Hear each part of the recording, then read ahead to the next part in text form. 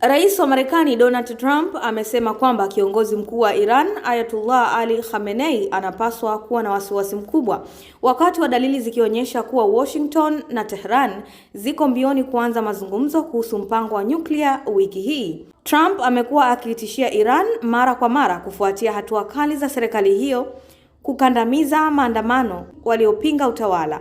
Maelfu ya waandamanaji wanaripotiwa kuuawa na Trump amewahi kusema kuwa msaada uko njiani, huku akionya kwamba jeshi la Marekani liko tayari na limejiandaa kupigana. Na nikinukuu akisema kuwa, ningesema anapaswa kuwa na wasiwasi mkubwa, ndivyo anapaswa. Trump aliliambia shirika la NBC siku ya Jumatano hapo jana, wako kwenye mazungumzo na sisi. Kulikuwa na mvutano mkubwa kuhusu kama mazungumzo kati ya Washington na Tehran yangefanyika au la. Awali yalipangwa kufanyika nchini Uturuki, lakini baadaye kuhamishiwa Oman baada ya ombi la Iran.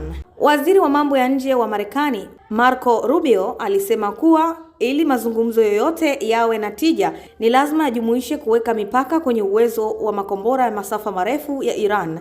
Pia akisisitiza kuwa mazungumzo hayo lazima yashughulikie kila alichokiita ufadhili wa Iran kwa makundi ya kigaidi katika eneo la Mashariki ya Kati, mpango wake wa nyuklia pamoja na jinsi serikali hiyo itakavyowatendea raia wake.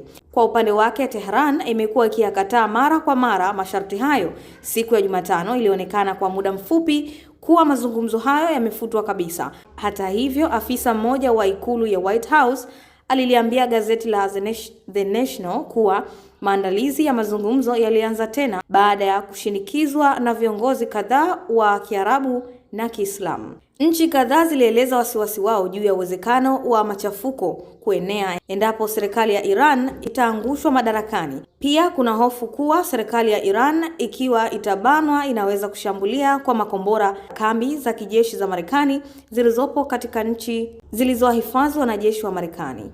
Kutoka hapa Zantime Media, mimi ni Amina Lumwecha. Usisahau kusubscribe, kulike, kushare pamoja na kucomment.